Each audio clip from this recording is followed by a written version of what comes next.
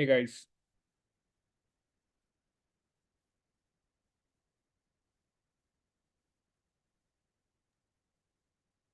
Good evening, sir. good evening. We'll start the session within 5 minutes, sir. Okay. So Pranav is also here. He's from my team. He will also be presenting. Okay.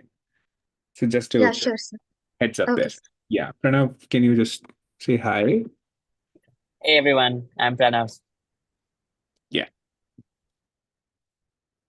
Hi, sir. Fantastic. So for reference, Pranav is the head of team Avishkar Hyperloop currently.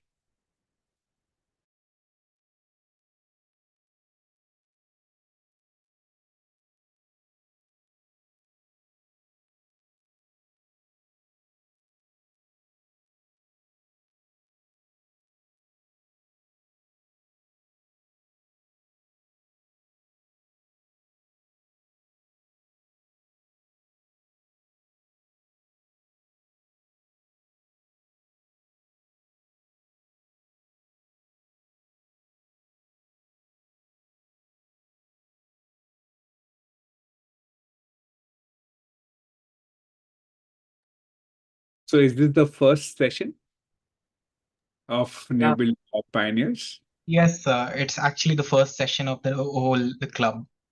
Oh, nice. So this is probably an inaugural session here. Yes, sir, you got it right. Fantastic. Pleasure to be here. Thank you so much for inviting. Much appreciated. So we have the honor of welcoming you. Yes, so we are pleased to have you here, sir. Okay. So the organizing team is from where you guys sit in the campus, or how is it?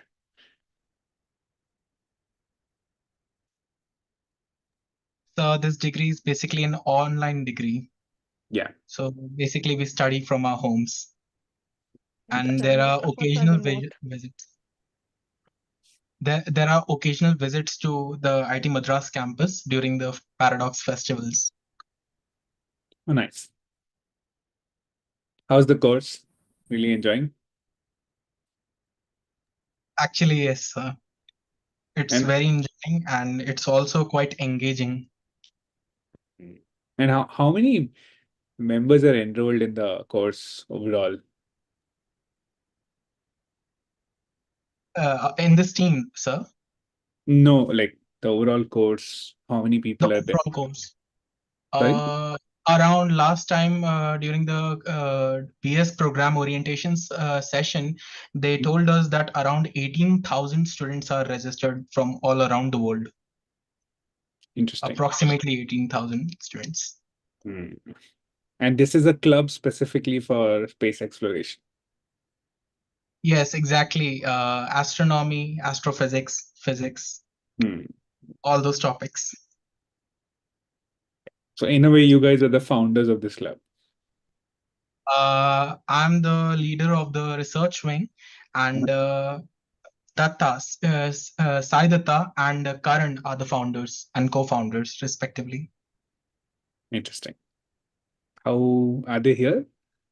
Yes, they are here. Yes, so myself, Datta, Hey, hey. hi, sir. I'm the founder of it now. How Really how glad here. how does this idea come to your mind? Like when I joined this degree, I was wondering and searching for like how can we make this degree, online degree, a very like offline? How could we engage in the studies? How could we just go into the imagination we have and like explore everything that we have in our mind? So Mhm. that's how it started, and yeah, and I found many people in the way who were very excited and very who motivated me to do that, and that's how Nebula Pioneers born. Fantastic. Congratulations on this. Thank you, sir. Thank you. Great. Here Shall is we get started? Saidat. He's the co-founder, sir. Hi. Hi. Shall we get started? Shall we begin with the session? Yeah, Yeah, I'm we All can right, begin. sir. We may Yes. start now. Kamla, yes, you can start now. Yeah. A very good evening to our esteemed guest speaker, dear participants, and fellow members of Nebula Pioneers present in this virtual gathering. Tonight marks a significant moment as we gather for the orientation session of Nebula Pioneers, the official space exploration club of IITM-BS. Inspired by Carl Sagan's timeless words, we embark on a journey fueled by curiosity and innovation, ready to set sail for the stars. I'm extremely honored to extend a warm welcome to each of you joining us for this special online guest lecture, where we delve into the captivating realm of AI x space tech. A heartfelt thank you to our esteemed keynote speaker, Mr. Suyash Singh Sir, for graciously accepting our invitation. Your expertise in AI and space technology promises to enlighten and inspire us all, sir. To our fellow IITM BS students and participants, your presence underscores our shared passion for innovation and discovery. Together, let us seize this opportunity to expand our horizons and deepen our understanding of the frontiers of space and technology. Now, before we proceed, I would like to extend my sincere appreciation to everyone involved in organizing this event, from our dedicated core team to the club members whose commitment has made this gathering possible. Following this, I will turn it over to our next host. Good evening, everyone. I'm Shreyan Chaube, and I'm absolutely thrilled to be here today, along with my fellow teammates, kicking off what promises to be an enlightening session for our community. So, first and foremost, a huge round of applause to Kamla for that wonderful welcome. It truly set the tone for what I know will be a fantastic event. Now, before we dive into the session, let me give you a quick overview of what you can expect today. First up, we have the honor of welcoming the founder and CEO of GalaxEye, our chief guest, Mr. Suyash Singh Sir, who will share invaluable insights on the intersection of AI and space tech. From the marvels of Avishkar Hyperloop to the pioneering projects at GalaxEye, prepare to dive deep into the role of data scientists and space tech and the fascinating world of imagery satellites. Following the keynote, we'll open the floor for a Q&A session. This is your golden opportunity to ask questions, seek advice, and gain deeper understanding directly from an industry titan. That's not all. Our team will quickly switch gears to introduce you to the brilliant minds behind Nebula Pioneers and giving you a glimpse into their passion and energy that fuels this club. And wait, there is more. I'll be back to give you a sneak peek at the exciting club activities and events we have lined up for you. You will definitely want to mark your calendars for those. We'll then wrap up with a very special announcement and a conclusion speech by Karan, setting the stage for what I hope will be an enriching journey together. So, before I pass the baton to Karan, I want to emphasize that today is about more than just an orientation. It's about building a community of curious minds, passionate souls, and pioneering spirits. So, I encourage you all to actively participate, ask questions, and most importantly, enjoy the journey we are about to embark on together. Now, over to you, Karan. Thank you very much, Priyank, for a very wonderful orientation starting. Good evening, everyone. I hope you all are doing well and feeling excited about the journey ahead. Today marks a special moment, a moment where dreams met reality and passion ignite. Before we deep dive into the heart of gathering, I would like to extend a warm welcome to our guest, Suyasa. He embodies the spirit of innovation and exploration that we cherish here at Nebula Pioneers. So thank you, sir. Thank you really much, sir, to joining us today. From the time I could gaze up at night sky, the mysteries of space have captivated my imagination. It's been a lifelong dream to deep dive into the cosmos and explore its wonders. As I grew older, the demons of school sometimes seemed that spark of curiosity. Now, here we are embarking on this incredible BS degree journey together. I realized I was not alone in this path, the runway, or you can say the journey for a community where our shared passion for space would flourish. So there comes the Nebula Pioneers. That's why Nebula Pioneers was born. Why, you might ask this question? Well, it's why it's simple. I wanted to build a community where learning feels like an adventure, where we can come together and explore, discuss, and learn about the vast expanse of space in a very fun and engaging way. So, what can you expect from Nebula Pioneers in future? Okay. So, well, the possibilities are endless. So, from the lively debates to fascinating science talks, from the collaborative research projects to movie night with the under the sky, under the stars, there is something for each and everyone for you. But most importantly, Nebula Pioneers is not just a club. It's an emotion, it's a promise to nurture curiosity, foster learning, and ignite a lifelong love for space exploration. So, with that said, I extend a warm welcome to each and every one of you. Welcome to Nebula Pioneers, where stars are our playground and the journey is just a beginning. Thank you very much. And now I want to hand over to Rian.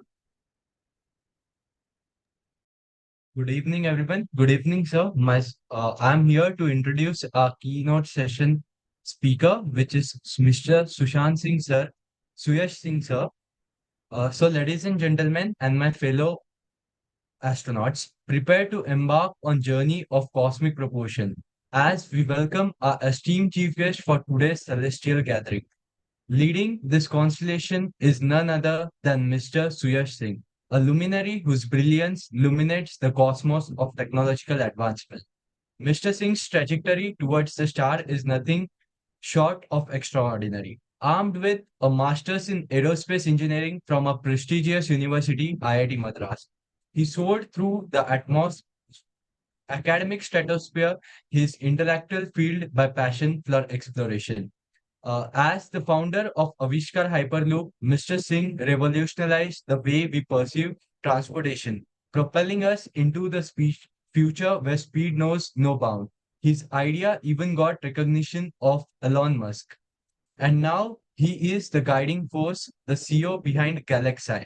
Mr. Singh continues to push the boundaries of space exploration, harnessing the power of data science and artificial intelligence to unlock the mysteries of universe. Along with him, we even have another speaker for today's session, Mr. Pranav Singhal. He is also a fellow alumni of IIT Madras and currently his team lead of Avishkar Hyperloop.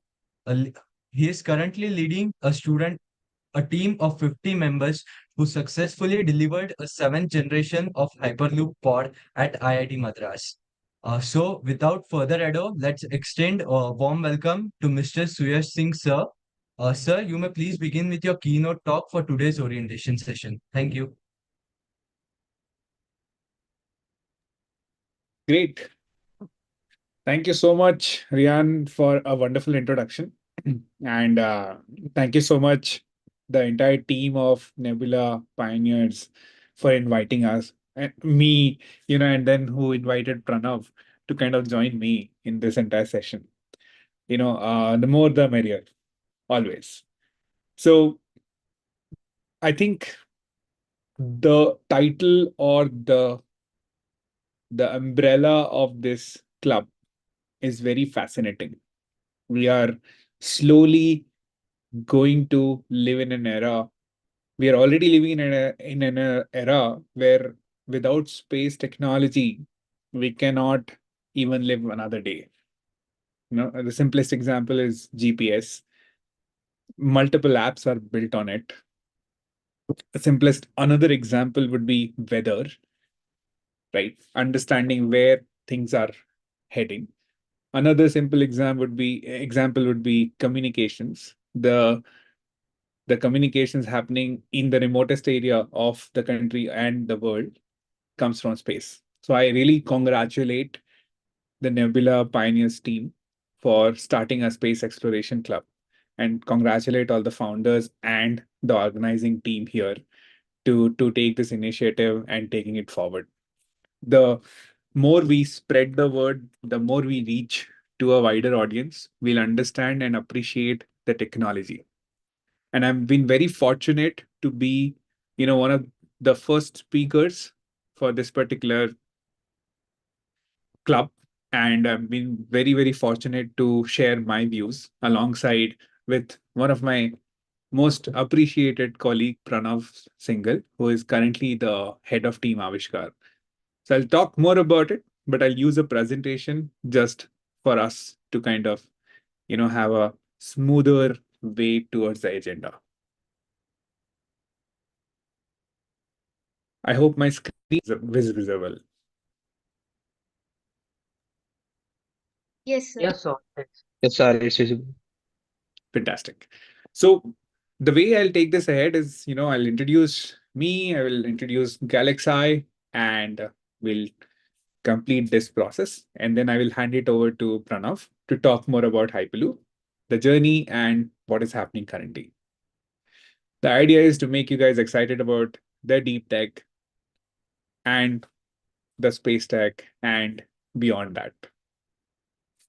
Right. So starting with the title itself, it's a very close, it's a subject matter which is very close to my heart, right?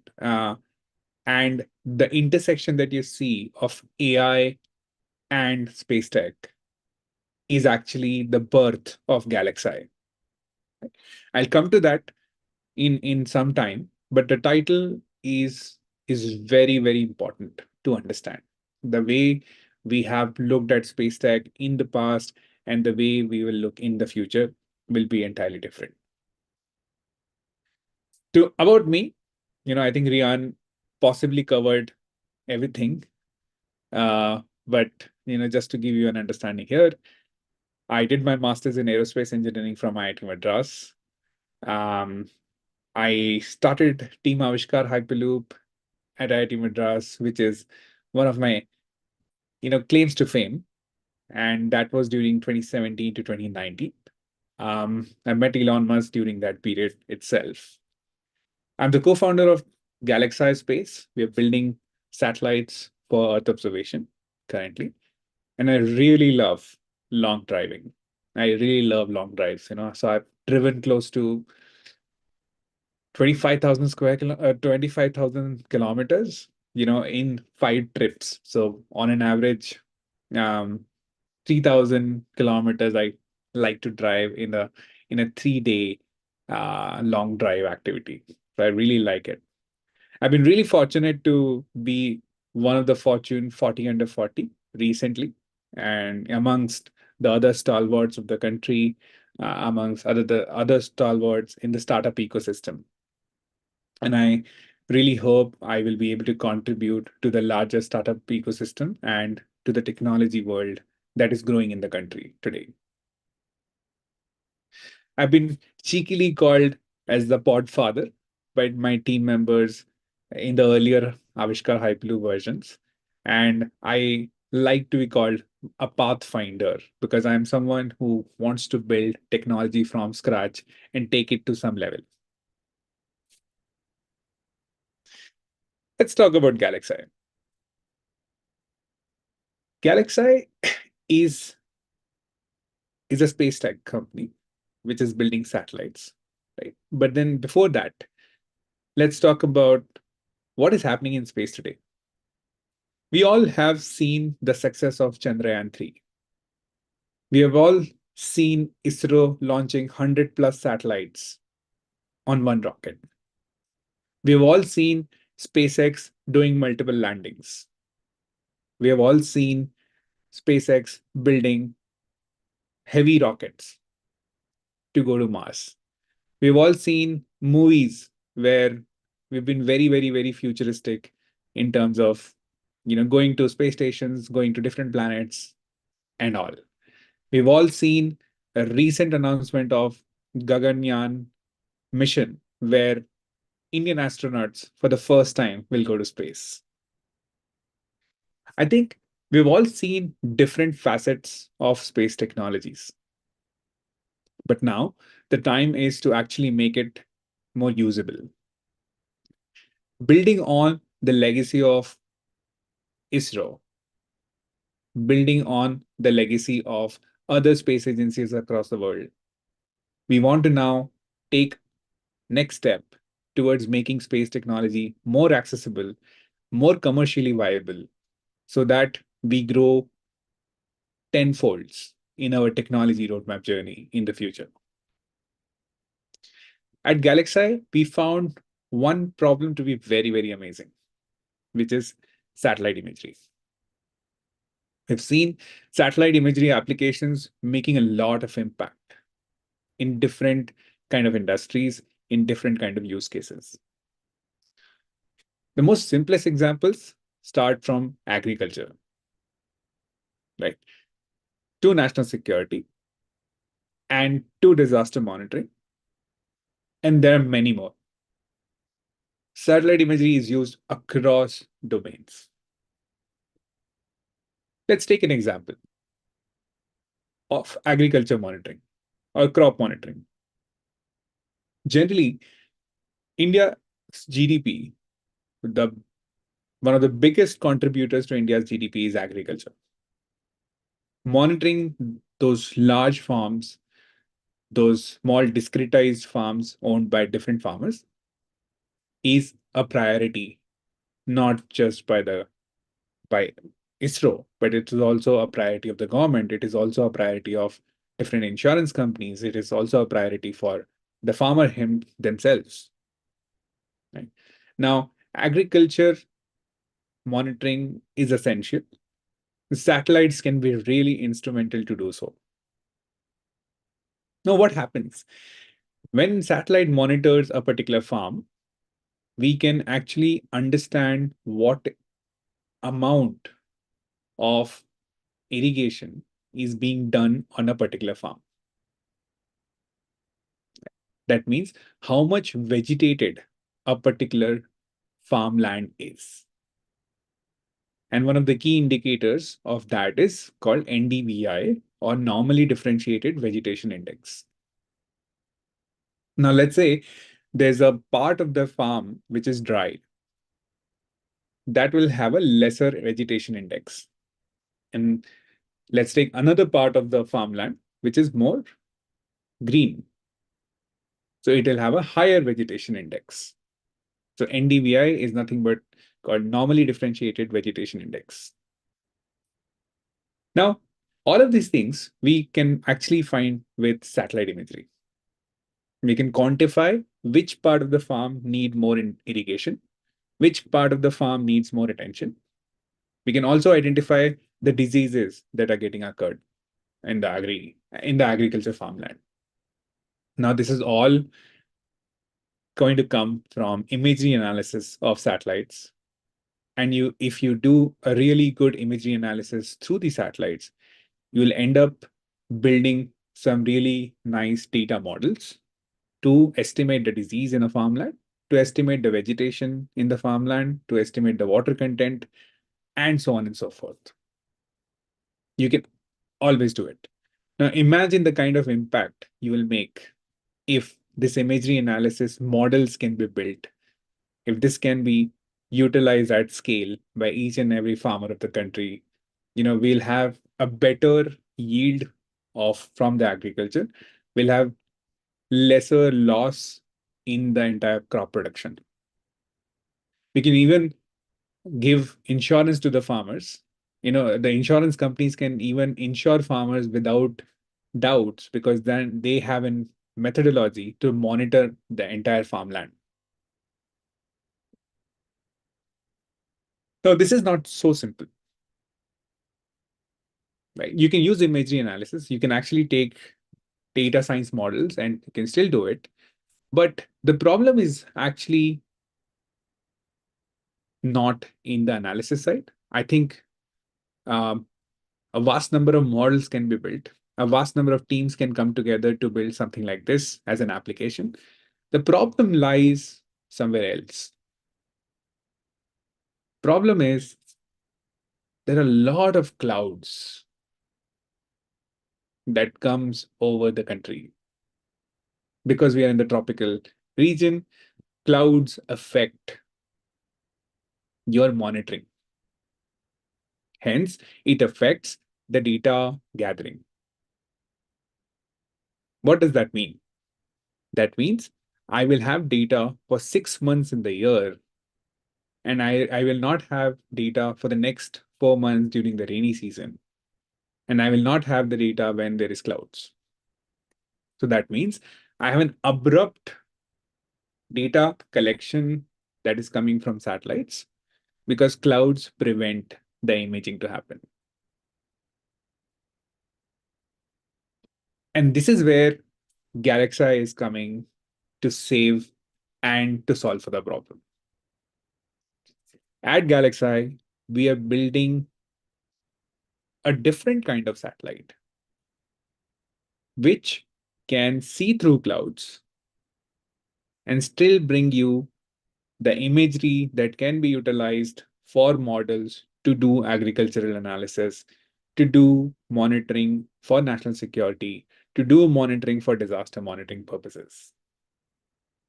Our satellites consist of multiple sensors that goes on a particular spacecraft, which is basically the satellite.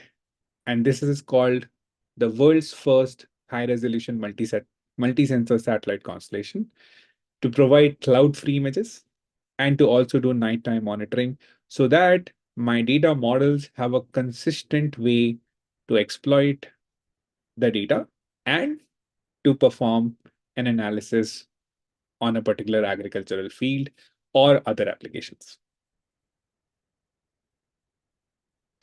Our satellites will have super high resolution. It will have global coverage. It will also have less than 24 hours revisit on the same area every day. A quick sneak peek. How do we do it? We have a combination of sensors, starting with synthetic aperture radar, which can penetrate through clouds. It can do all weather, all time imaging, although it's like an X-ray image. So that is where we combine that with an optical imagery. We also use AI here. And with multispectral and synthetic aperture radar, we combine and bring in the most comprehensive imagery for the end user to solve for. Our vision is to make sure that the data is always available for a user for solving their problem. And hence, we will continue to build such satellites and we'll continue to build AI models to solve for that farmer who's trying to work hard to get their crops right, who are trying to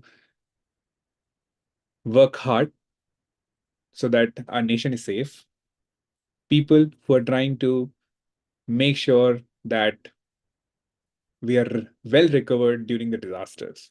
We'll continue to help them. And as a vision at Galaxy, we'll be launching our first satellite pretty soon, early next year, to go into space and make the data accessible for all. I'll be super happy to answer all of your questions during the end of this. And I'll now hand it over to Pranav, who's my colleague from the Hyperloop team, to tell you even more fascinating journey about the transportation. Over to you, Pranav. Thank you so much, Sureshbhaiya.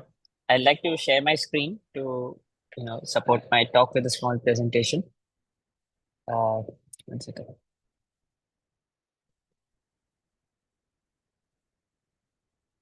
Is my screen visible? Yes, sir, it's visible. Yes, sir, it's visible. All right. Okay. Thank you. Picture this. You board a vehicle from right heart of the Delhi at Connaught Place, and you reach the center of Mumbai in just 1 hour's time. Well, that's what you can achieve with Hyperloop. This is what we aim to develop at Avishkar Hyperloop. I'd like to begin with a small video that we prepared to exhibit our vision.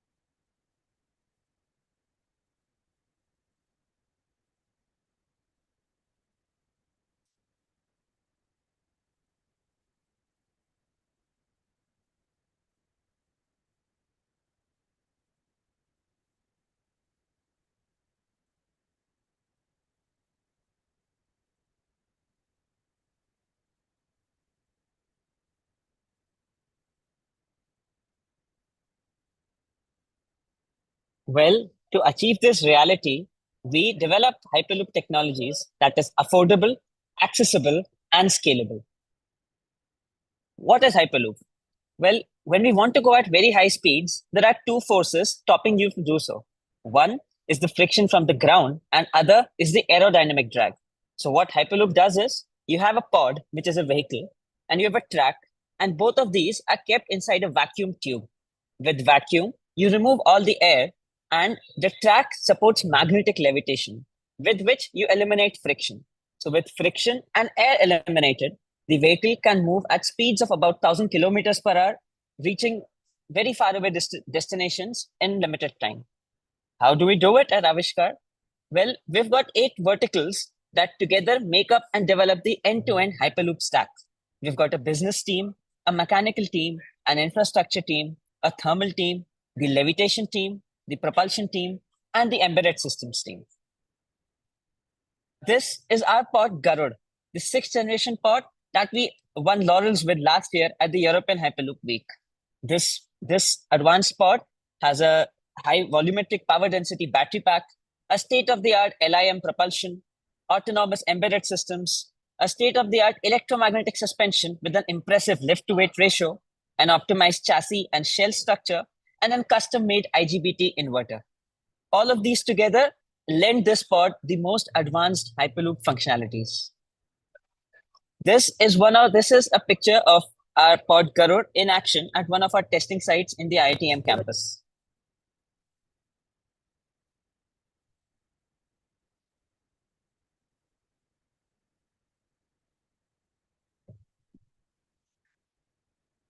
This is the 30-meter facility that we have right behind the lab in the IIT Madras campus, and we routinely go for testings to test and develop our functionalities. Well, let me talk about the track. The track is what supports the magnetic levitation and the propulsion. We designed it over the course of last 2-3 years and have managed to get a patent for that. This is the 422-meter tube that we're building at the Thayyur campus. This is a state-of-the-art, one-of-its-kind facility that we have been working on for the past 2-3 years.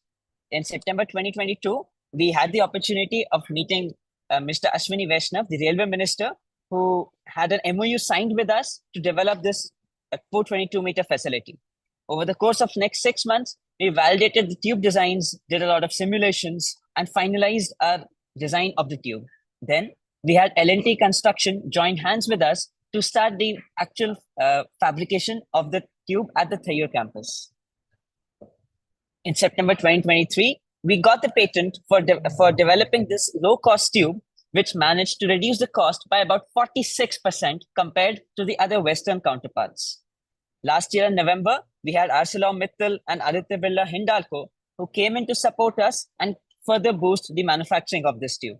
Today, as we speak, we have more than 60 meters of the tube fabricated at the Thayyur campus, and we are looking to have the whole tube test facility up by May 2024 and the inauguration in June 2024. This is something which we're really excited for and will be completing very soon.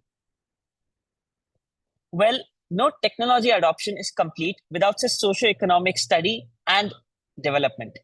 We at Avishkar, we also conduct socio-economic researches year and year to see how different policy decisions can be made and various stakeholders can be brought together to bring this technology to life. Last year, one of our much appreciated studies on the ticket pricing of a Hyperloop system between Chennai and Bangalore was concluded. We figured out that an average ticket price of the Hyperloop system from Chennai to Bangalore for a duration of about 30 minutes would be a mere rupees 2370, which is quite competitive as compared to other modes of transportation and really boosts our and everyone's confidence in this technology. Well, this is Suresh Bhaiya here and his team meeting Elon Musk in the 2019 SpaceX Hyperloop pod competition, where we were the only finalists, on the top 10 finalists from Asia. Then, over the last few years, we also had the opportunities to meet Honorable Prime Minister of India to his visit in Chennai. We also had Madam Srimati Nirmala Sitharaman coming to IITM campus and applauding our work. And also we had Sri Piyush Goyal ji at the IITM Research Park who came and appreciated our work. Well, these are the awards that we bagged at the European Hyperloop Week last year in Edinburgh, Scotland. We were placed global top 3 in the socioeconomic category for our ticket price study, global top 5 in the levitation category, and the global top 6 in the sense and control category. With all these 3 awards, we were placed top 5 globally amongst all the categories. Well, this is what we've been recently up to over the past 2-3 months in our 7th year of the team. These are the 3 pillars with which we started our design and are looking to build our 7th generation pod: safety, scalability, and reliability.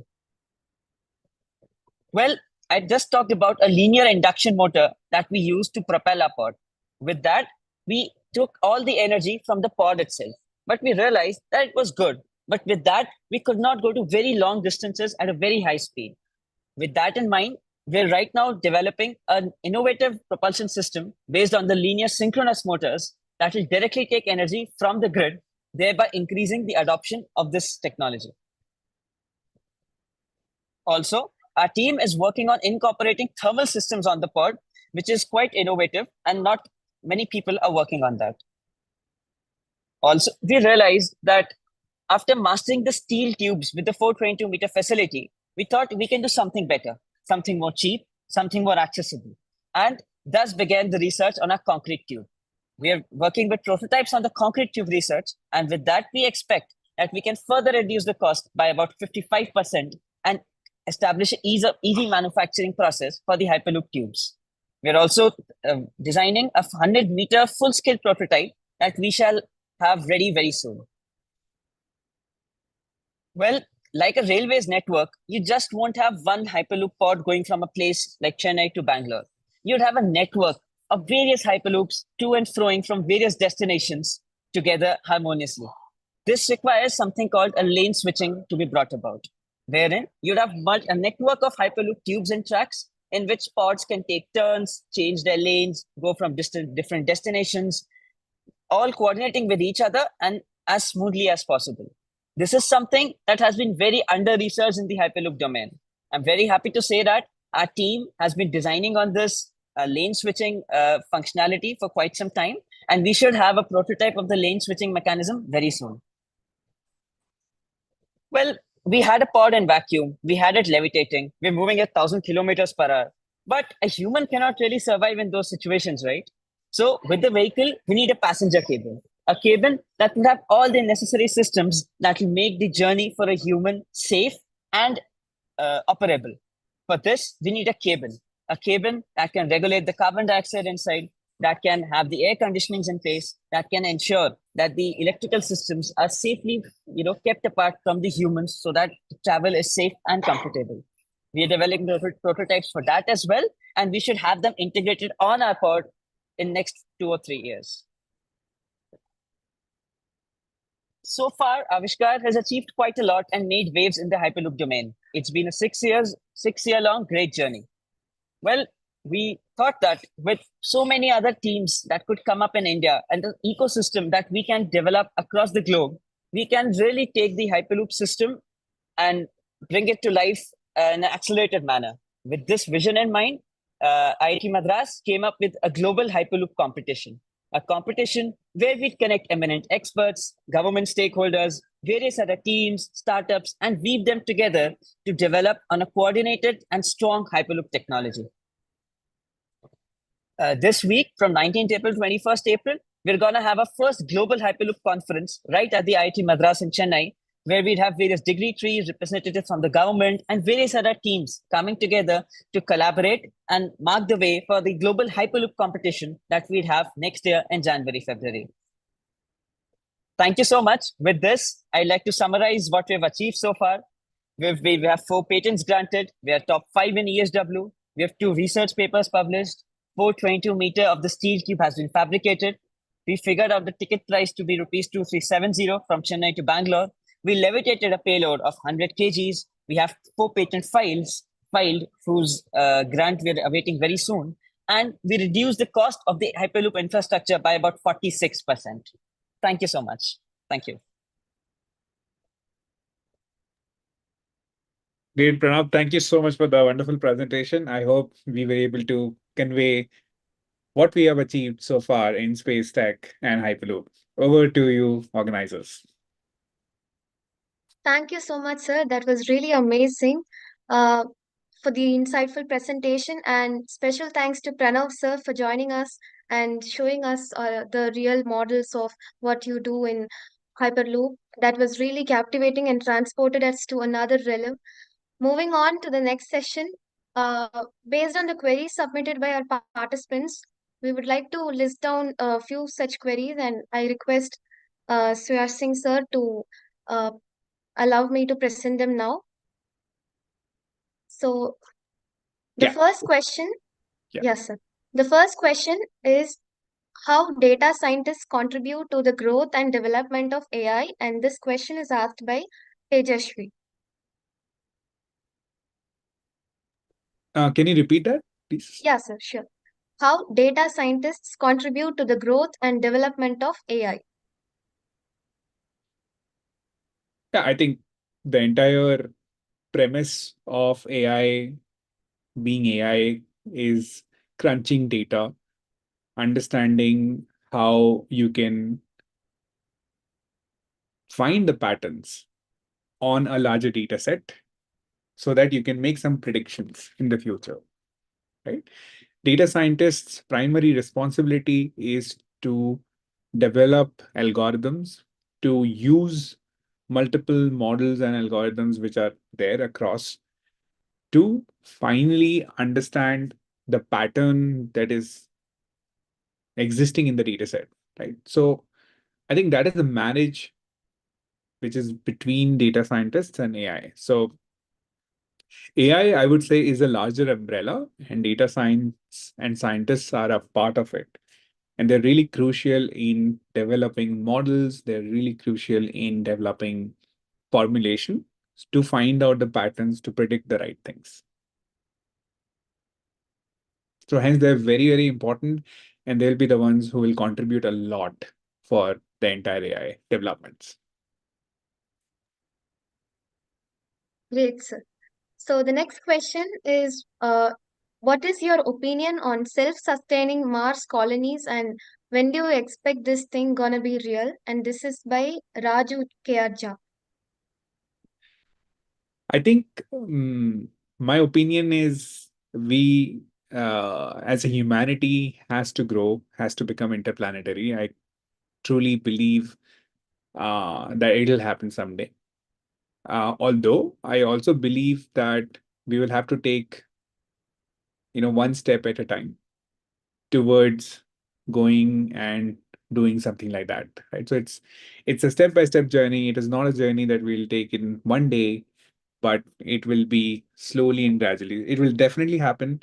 And I feel it will not just give us an interplanetary advantage, but it will also give us the understanding of many more things that exist in the universe. Right? So the the n number of missions that NASA and ISRO undertake, wherein we basically deep dive into the space exploration part of it. So it is not just about setting up colonies on Mars, but it is also about many other applications such as asteroid mining, such as space stations, space tourism, and many, many, many other more.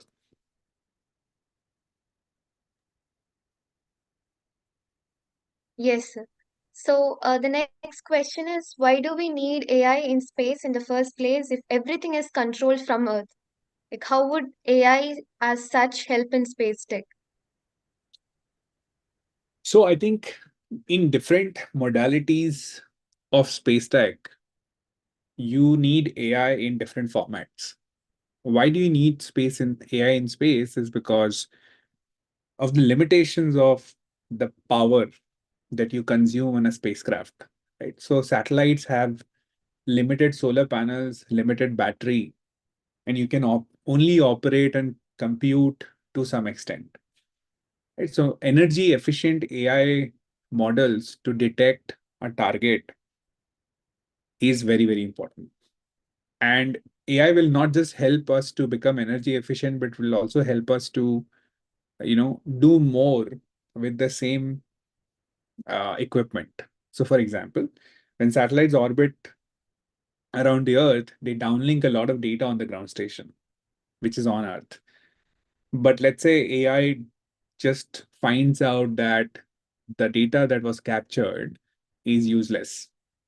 So we will not, put our energy on downlinking the entire data on the ground station. Rather than we'll just discard the entire data, erase it, and just focus on getting more and more newer data, right? So it'll make our space tech ventures more efficient. It'll be very, very crucial for that. So that is the reason, right? So for space assets, the energy because of solar panels and batteries is limited. Hence, we want to use AI to make sure that we are capturing more data and more meaningful data from a satellite. And if we are doing something else for the same purpose also. Interesting, sir. Now, the next question is what is the future of space tech and AI integration, and how is it going to change the course of study? What is the economic use of learning about space, and is it possible that humans won't be required to go to space at all for exploration because AI will be itself sufficient to analyze and observe? Yeah, I think, like I said, and like I presented, when there are two kinds of spacecraft application, right? One spacecraft having a camera or a sensor that is looking towards Earth. That's essentially remote sensing. And if you tilt the camera to look away from the Earth, that means you're doing the space exploration activity.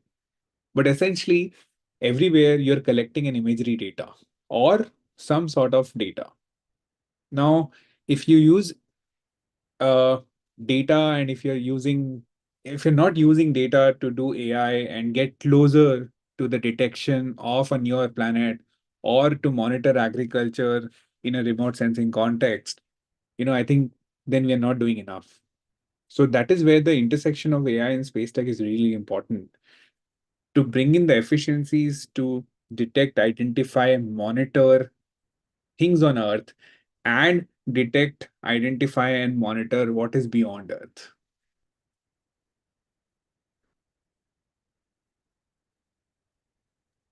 The next question will be asked by Shreyan. Shreyan, please go ahead. All right, sir. Could you please elaborate on how do you address the noise present in the satellite imagery data? Moreover, could you please discuss whether this noise has any significant impact on the NDVI index, which you mentioned during your presentation? I think fantastic question. There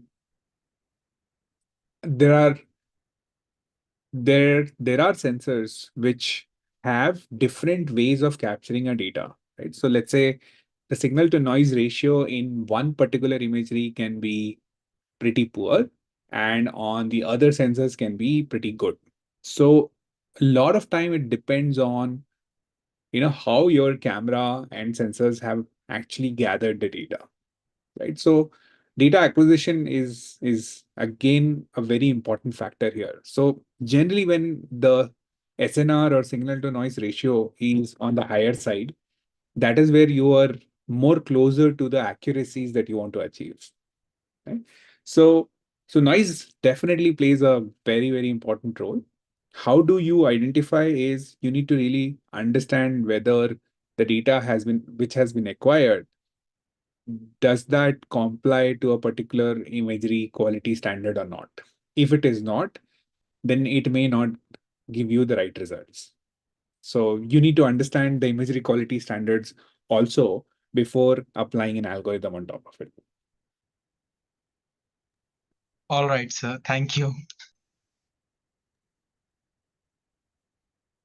Yes, sir. So the next question is, can you discuss how your work in Hyperloop technology relates to your company's development of the world's highest resolution multi-sensor imaging satellite? And how do these two seemingly disparate fields complement each other? And what innovative solutions do you anticipate? So I think I vividly remember, when I was kind of moving out of Hyperloop and we were trying to do something, the first thing that we thought was we will incline Hyperloop to launch satellites into space like this. And so like it'll be the same tube, but we'll incline it so that I can shoot satellites into space. So that was our first idea. But then I think that was not something that was viable. But the commonalities between these two projects has been, that both of these projects work in the vacuum conditions. Right? So your component design has to comply to the vacuum nature of uh, the system. In Hyperloop, it's going to be a pod component, has to be compliant towards the vacuum. For satellites, it's in space, so it has to be. So a number of commonalities that came through was in the control system, it comes under power systems, um, and so on and so forth, right? So that helped us to kind of think through more towards building a new satellite altogether. So that is how the journey kind of was there overall. That's interesting, sir. So now the next question is from our co-founder. Like, what is your experience meeting Elon Musk at SpaceX Hyperloop competition and the reason you left Avishkar Hyperloop? Oh no, so I didn't leave Avishkar Hyperloop. I still bug my team members. Pranav is one who is here right now. So I am always connected to them. I've never left Team Avishkar Hyperloop. I've just graduated from the institute, nothing, but I've been always there with those guys whenever they need me. Right. So not there, but always there. Um, uh, what was your question again? Sorry, I just uh, went into answering some other thing. Yes, sir. So your Oh, experience meeting Elon Musk as space. oh, absolutely fascinating. He is one of the stalwarts in the world in the technology space. He's probably done something that an average human being will never achieve in their life, right? He's extremely visionary. And the time that we spent with him discussing some of the engineering activities, telling him about, we come from Asia as the only Asian team was always crazy. And very humble, very, very active human being who engaged with us in the conversation. So I think I don't have words to kind of stitch together to tell you how my experience was with him speaking to him, but it was fantastically amazing. And in fact, we were at that moment not even in our states to really think that, is this a real moment or not? So not just me, but the entire team, Avishkar, Hyperloop team, which was there at SpaceX, was awestruck, was in a moment where we found it to be truly amazing. But we really appreciate how he has built many ambitious technologies, which which is on which was beyond even the national research agencies at some point of time. Amazing, sir. Sir, now this one last query. Like, can you please outline the fundamental skill set necessary for individuals aspiring to pursue a career within the realm of AI? I'm personally curious to know the roadmap of individuals with a background primarily in IT industry to work with space tech. And this is a very personal question that I have to ask to you, sir. Yeah, no, I think if you think through that, what are the what are the dimensions of space tech where data is primarily being utilized, right? Let's say the simplest example is imagery. So if you take satellite imagery as one of those data sets that you can utilize for your purposes to solve for a particular use case, to solve for a particular problem for a particular user, then it's going to be massive. So from From a data science perspective in space tech in general, I feel there's a lot of scope in the downstream technologies of the space tech, wherein you're not working on rockets, you may not be working on the electronics of satellite, but the data coming from those systems you can always use and put it to, use for many other domains, right? Like maybe starting with agriculture, going to national security, disaster management, utilities monitoring, maritime monitoring. It's endless. I would say pick one domain, pick one use case, maybe, organize hackathons where you have data sets to utilize, code, get some insights out of it. That will be a good activity to do. From a skill set standpoint, data science for us, maybe 50 to 60% of the time is, crunching data, cleansing of the entire data set to really make it suitable for some of the ML deep learning models or AI models for it to consume. And so understanding computer vision, understanding um, geo referenced imageries can be very, very important in this space. Apart from that, I think there are other spaces also wherein you can use data science. In fact, that is being used very extensively also. So think of a food delivery app, wherein they give you recommendations according to your location.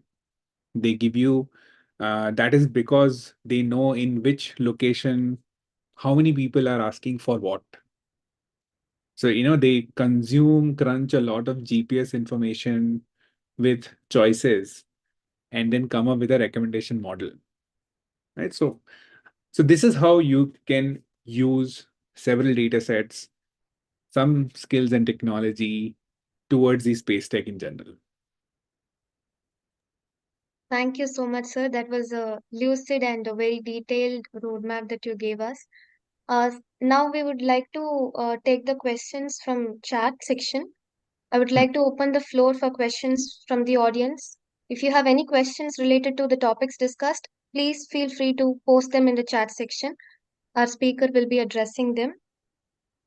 Sir, kindly address the questions that is being posted in the chat section, sir. Excuse me, sir. I have one question. Directed towards Avishkar Hyperloop. Yeah. I want to ask whether would it be beneficial for Avishkar Hyperloop to also explore the development of a prototype centrifugal launch system for satellites? Like similar to your initial consideration of using Hyperloop for satellite launches, a centrifugal launch system presents potential advantages for eco-friendly launches, satellite launches.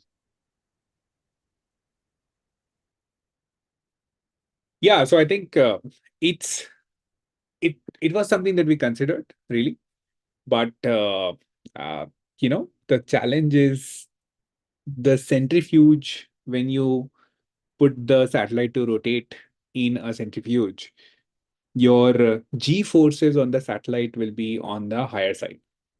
And then when the G forces are on the higher side, let's say above 1G, 2G, 3G, there's a higher possibility that your electronics will, like go apart.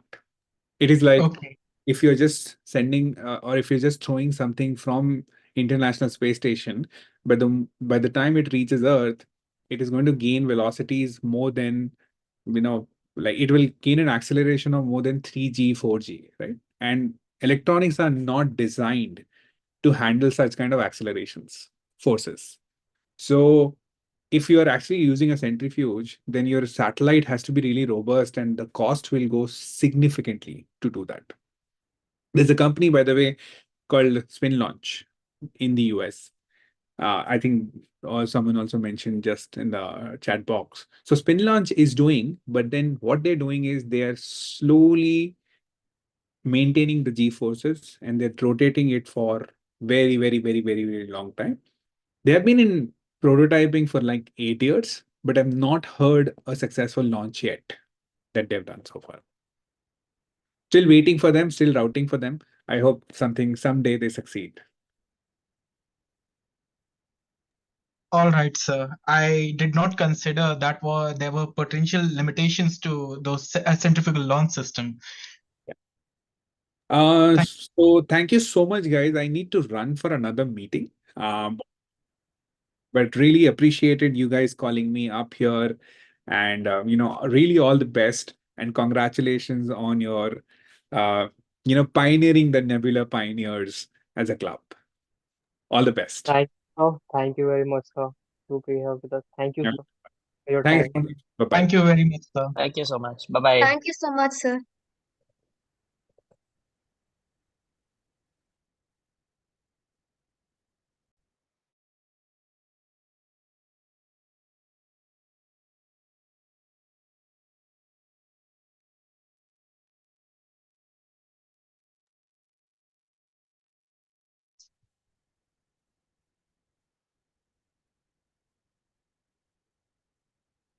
Now I would like to introduce our CEO of the co-founder of the club, Nebula Pioneers, and currently the lead of the editing wing, Sri Sai Datta. Please do your intro and move on.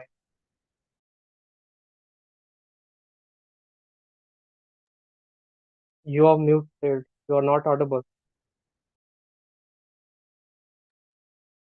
Yeah, sorry for that. Yeah, hello and good evening, everyone. I'm Datta, co-founder of Nebula Pioneers. Currently, I'm also serving as the lead of editing wing. So I'm pleased to contribute this effort, and I'm impressed by the amazing individuals comprising our team. So other than me, there is one more team member, Anjali and Nimesh, in the editing wing. So soon after the conclusion of our interim examinations, we'll start the second phase of our hiring process for the core wing members. So if you are interested in joining the core team and wish to contribute your skills to the club, kindly anticipate the release of the recruitment form. And let me say a few words about the motto of Nebula Pioneers. So the objective of the club is to make Nebula Pioneers into a community where individuals of similar interest can engage in mutual learning and develop a deep interest in the domains of space, astronomy, and astrophysics. So by doing so, we aim to empower our club members and team members to make meaningful contributions to the fields in the future using their skills. So like it can be a positive thing for humanity too. Now allow me to pass the floor to Shayan, the lead of research wing, who will proceed with the introduction of the research wing. Thank you, Datta. Hi, I'm Shreyan, back again, and I have the distinct privilege of leading the research department of Nebula Pioneers. I stand before you today as an avid explorer at the intersection of various domains in natural sciences, such as mathematics, physics, computer science, and philosophy. And like collecting Pokemons, I seek to understand them all. My quest, or should I say, our quest, in the research wing is to unravel the mysteries of existence, to find that inflection point where mathematics becomes reality, and to ponder the profound question, why does anything even exist at all in our vast universe? This journey of inquiry and discovery is not the one I embark upon alone, for I am joined by a team of extraordinary minds, each bringing their own unique perspectives and passions to our collective endeavor. First, allow me to introduce my friend Pragya Sinha, who I sometimes refer to as the club's jokester. Though her wit and enthusiasm are no joke, a hardworking dynamo, she juggles her studies for the prestigious UPSC exams alongside this program, all while still finding time to engage in her curiosities and make valuable contributions to our efforts. If that is not inspiring enough, I don't know what is. Next, we have my friend Raju Kumar Jha, an honest and sincere guy at heart. Raju possesses an innate drive to question, investigate, and find original explanations for the phenomena we observe in our universe, especially in the realm of advanced physics. His thirst for new knowledge and original explanations is unquenchable and inspiring. Then we have my friend Agamani Paul, our team's poet. She brings a kindness and helpfulness that binds us together. Agamani's poetic expressions not only enrich the reader's souls, but also remind them of the beauty inherent in the cosmos. I eagerly await the day her verses find home in a published book, inspiring all those who read them. Next to her, we have a friend, Muhammad Fazel, humble and ever willing to assist. He carries a passion for astronomy and physics that lights up our discussions and exploration. His commitment and readiness to support our team embody the essence of collaboration and shared enthusiasm for uncovering the secrets of the universe. And lastly, there is me, Shreyan, your guide through the entangled realms of science and philosophy, always pondering on the existential questions that bind this universe together.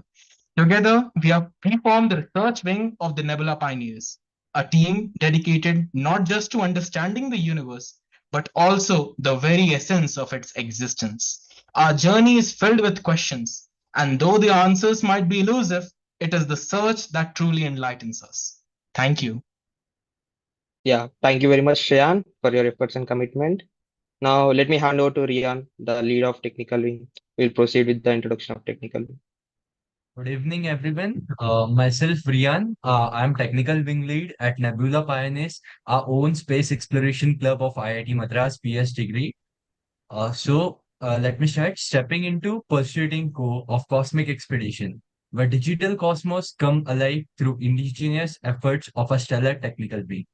This interpreted engineer, navigator, and communicator from the backbone of a celestial journey, each playing a vital role in unfolding saga of exploration and discovery. Among them stands me, Rian Attar. I'm technical wing lead and a luminary whose coding powers is akin in crafting constellations in digital sky, with keen for detail and passion for pushing boundaries. There is Karan Kumar embodied the spirit of exploration that propel a mission forward. The technical wing is dynamic force, seamlessly blending creativity with technical powers to navigate the vast expanse of a digital universe. At forefront of their endeavor is the artistry of web development. We are here to develop an incredible website for for a club which will go boom, where the craft immersive experience that transcend the ordinary. From the sleek design of a mission's homepage to interactive tools that guide visitors through cosmic landscape, read the research wings research published every pixel in meticulously placed to captive and inspire. Yet their impact doesn't end here. In the ever expanding universe of social media, they are the voice of a club, spreading awareness and fostering engagement across the digital cosmos through strategic storytelling and engagement content. They amplify a message, igniting the curiosity of audience so far. As we embark on Celestial Odyssey, let us recognize the independency contribution of a technical team. The tireless effort and unwavering commitment are the rap engines propelling our mission forward, guiding us towards new realm of possibility. Together, we stand on the threshold of a new era of exploration, where boundaries of cosmos are limited only by the depth of imagination. Guys, I would like you all invite during the next recruitment session to join the technical wing. It has various opportunities. There is web development, depending upon your skill, then social media management, content management, G-space management. You all are welcome to join the Nebula Pioneers technical wing in next recruitment session. With this, I'll pass on mic to PR wing. Kamla, you can continue. No, no. Thank Thank you, you, Rian. Rian. Finally, we arrive at the crucial segment of Nebula Pioneers, the public relations wing.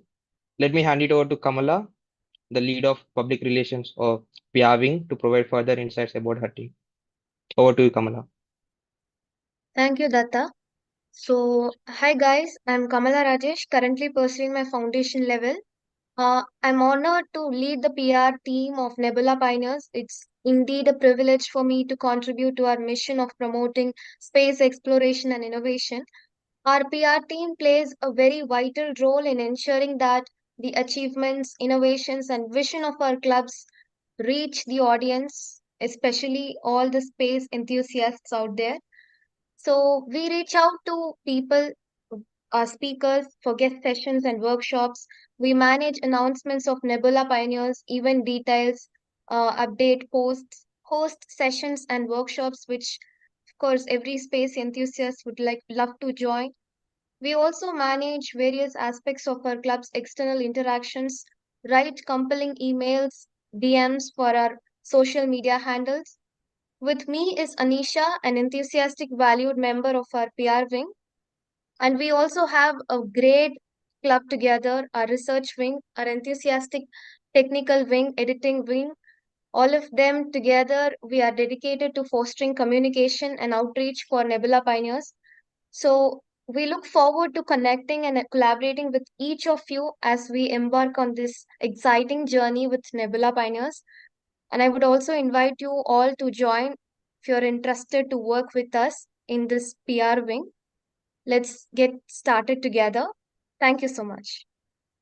Yeah, thank you, Kamala, and rest of the wing leads for their respective introductions. Now, let me pass the mic to Shreyan to continue further on discussing the outline of club activities and events. Over to you, Shreyan. All right, so this upcoming year, we have an exciting slate of activities planned that will immerse you in the wonders of science through unique perspectives and engaging experiences. So, allow me to give you a sneak peek. We'll be launching a series of periodical digests that delve into the fascinating intersections between various scientific disciplines. Stellar Reflections will explore the thought-provoking crossroads of science and philosophy. Mathematical Musings will reveal the enchanting realms where mathematics and logic intertwine. Quantum Quandaries will unravel the mind-bending paradoxes of quantum physics. The Cosmic Chronicles will transport you through the celestial marvels of astronomy and astrophysics. Eureka will keep you up to date on the latest space discoveries through compelling infographics. And by the way, these pictures, these 4 photographs are of the 4 Gaganyaan astronauts, Vyomnauts, to be precise, who will be going in the upcoming Gaganyaan missions. I think about 1 or 2 of them will be going in the upcoming Gaganyaan missions. All right. So after this, the Library of Babel will be our compendium of educational resources on all things science. But that is just the beginning. We also have expert sessions lined up where you will have the opportunity to learn directly from professionals through interviews and lectures. And moreover, our own research staff will lead science talks on cutting edge topics. And we'll host community essay contests for you to showcase your creativity and scientific knowledge. Looking to get a hands-on? You can join collaborative scientific demonstrations and research projects working alongside fellow club members. Or put your skills to the ultimate test in our challenge contests with prizes awaiting the victors. For those who want to experience the wonder of cosmos firsthand, we'll be hosting Nebula Nights for community stargazing sessions. And get ready for cosmic voyages, where you will virtually explore the universe using immersive space simulation software like Space Engine and Universe Sandbox. Are you a gaming enthusiast? Don't miss our Galactic Game Jam events celebrating the best sci-fi video games out there. And be sure to tune into the Golden Record, our club's official podcast, featuring interviews, debates, and plenty of humor. Starting soon. From virtual science simulations to galactic silver screen movie nights to the Cosmic Codex Collective Reading Club, we have activities to ignite your scientific passion no matter your interests. So get ready to be inspired, challenged, and amazed as the Nebula Pioneers take you on an unforgettable journey through the vast realms of science this year. Thank you for joining us. Now, I would like to invite my esteemed colleague Pragya. She has a very special announcement to share with us today. So please give her a warm welcome. Thank you, Shayan. So now for the part where you all get to connect with us. I am very thrilled to introduce you all to our social media platforms that includes LinkedIn, Twitter, Instagram, and WhatsApp. All of the handles are Nebula Pioneers. So I hope we can connect and you can find other like-minded individuals and also stay updated on our latest projects and event. I hope that you can be part of this positive and supportive community. To add that the fun doesn't end just here, in the next orientation session, we will be hosting a quiz, which will have an astronomy quiz, which will have many prizes, including t-shirts and the opportunity to join our team. Thank you very much. Karan, please take over. Uh, thank you very much, Pragya. As we come to the close of today's session, Nebula Pioneers extend a warm welcome to you all as we embark on this extraordinary journey together, guided by the stars and fueled by the boundless possibilities. Thank you for being a part of this significant moment. Let's venture forth with renewed vigor, exploring the depths of our curiosity and passion. Together, let's shape the Nebula Pioneers into a symbol and discovery and innovation where every dream finds a wing and every star holds a tail. Once again, thank you very, very much for participating. And I would like to thank all the core members, Kamala, Karan, Pragya, Saidatta, Priyan, Sreya, uh, Mohammed Fuzail, Agmani, Anisa, Angelina, Raju. You all did really well. Thank you really much for your support and moving forward. And thank you really much to joining in today. Thank you. Before we conclude this session, I would like to have a group selfie session. So, like, could everybody turn on their cameras so that we could have a really quick and really nice group selfie? Sure.